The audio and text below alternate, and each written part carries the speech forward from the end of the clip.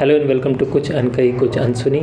तो आइए शुरुआत करते हैं एक और कुछ अनकही कुछ अनसुनी कहानी से। Stay tuned for more updates. आप आर्मी में कब आए थे? I was commissioned on 19th of December 1981. और हमें रेजिमेंट्स मिलती हैं। हाँ. कौन सी रेजिमेंट में गए थे? So training is common for everybody.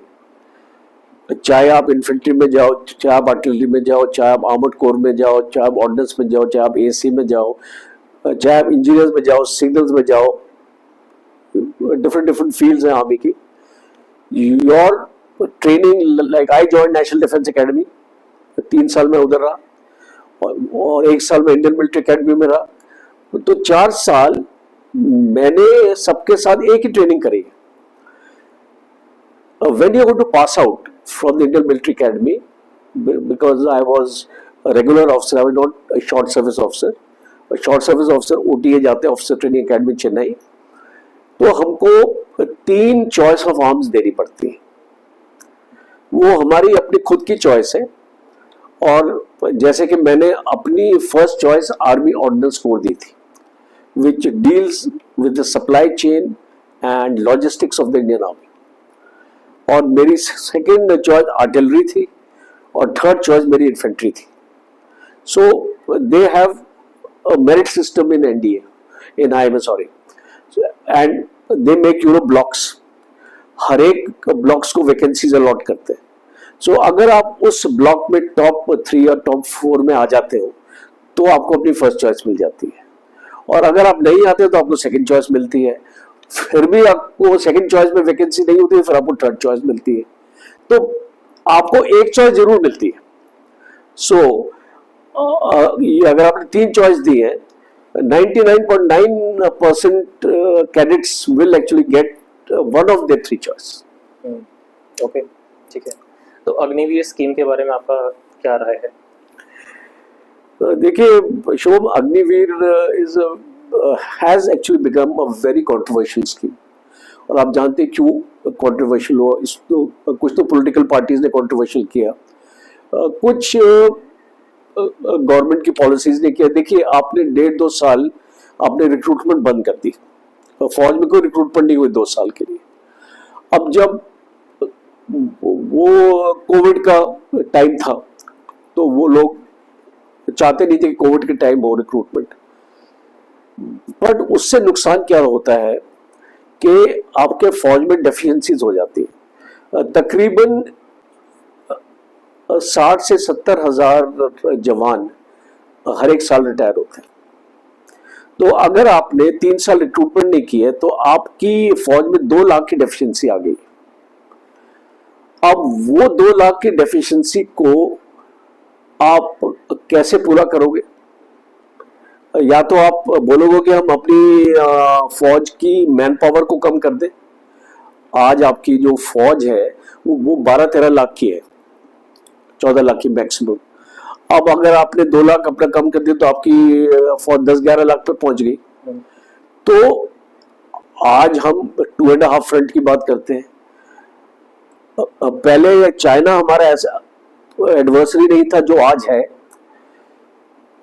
Line of control, terrorism, insurgency, ये सारी प्रॉब्लम्स अगर हैं. मणिपुर में भी आप जानते हैं कि वहाँ अनरेस्ट हुआ, तो उसके लिए आपको फौज चाहिए और उसके लिए आपको मैन पावर चाहिए.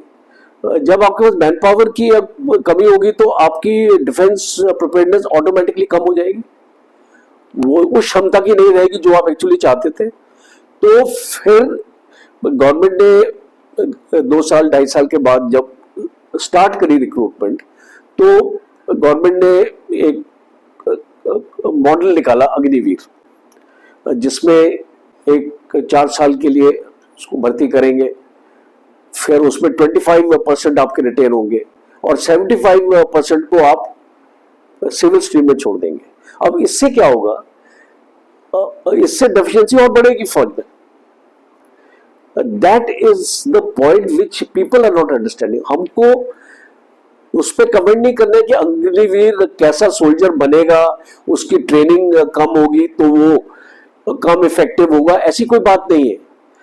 फौज की ट्रेनिंग में इतना दम है कि अगर हम उसको 6 महीने भी ट्रेन कर देंगे तो हम उसको एक अच्छा सोल्जर बना सकते हैं।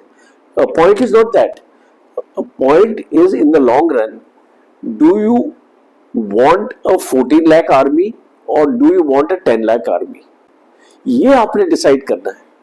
देश की क्या रिक्वायरमेंट है, फौज को बढ़ाना है या फौज को घटाना है, वो मैं गवर्नमेंट पे छोड़ता हूं डिसाइड करना, because they are the ones whom we have elected them.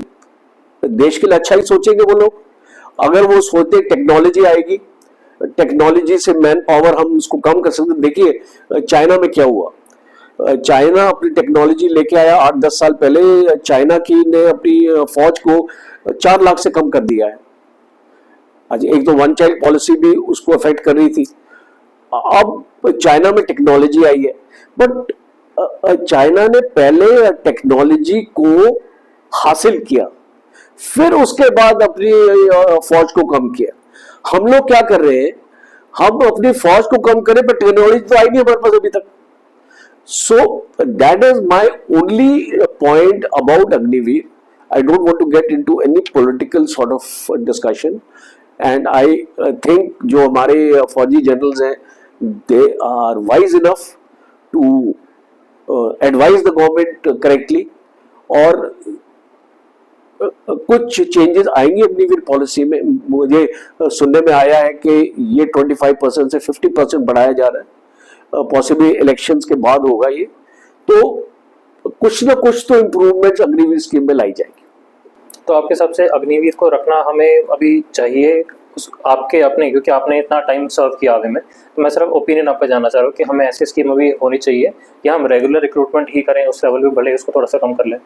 देखिए सर, पहले तो आपको ये डिसाइड करना चाहिए था कि जो ऑलरेडी एग्जिस्टिंग रिक्रूटमेंट है, are we happy with it or not?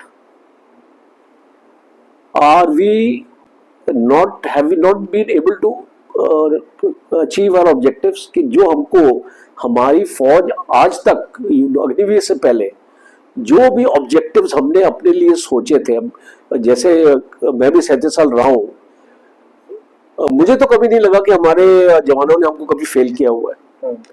मुझे नहीं लगा कि हमारे जवानों में कोई कमी थी, या टेक्निक की, या बहादुरी की, या स्टेमिना की, मुझे तो नहीं लगा।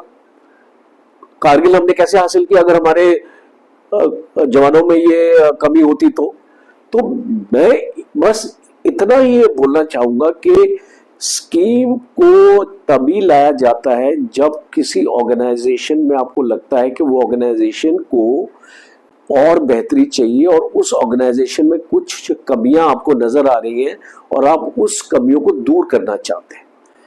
मैं इतना ही बोलूंगा इसका।